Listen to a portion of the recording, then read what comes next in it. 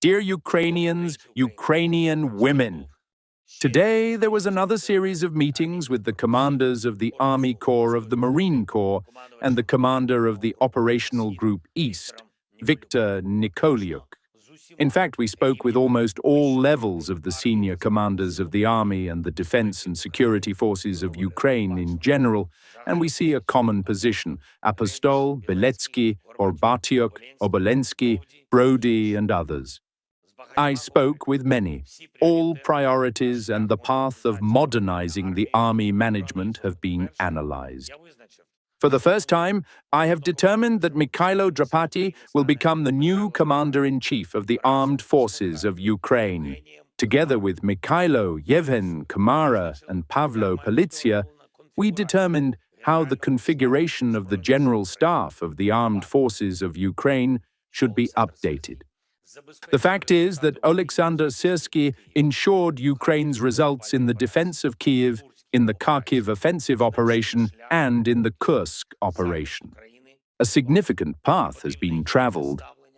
The defense of Ukraine continues, and a decent attitude towards every warrior is needed. I am grateful to Oleksandr Syrskyi and to each of our warriors for Ukraine's strong frontline positions. I am grateful to Mykhailo Drapatyi for exactly this perspective. Today, we spoke with Oleksandr Syrskyi and Andriy Hnatov about further formats of service and the proper handover of affairs. Second, we defined with Mykhailo Drapatyi which tasks must be implemented in the near future and in the medium term. Operations of the defense forces of Ukraine are ongoing and must continue steadily. The plan for long-range capabilities and Ukraine's sanctions program will be executed with absolute precision. Third, all military affairs must be handed over in the most coordinated and institutional manner possible. The planned steps in combat operations must continue without interruption. Fourth, Mykhailo Drapatyi, Yevgeny Kmara, and other commanders whom we will determine together must prepare and submit for approval an updated strategy for our defense.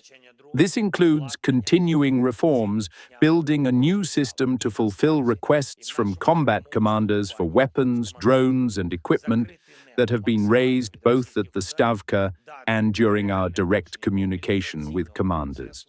Closing the sky as much as possible from Russian strikes and providing a realistic vision of the mobilization process are priorities. Fifth, I also had a meeting today with Mykhailo Fedorov.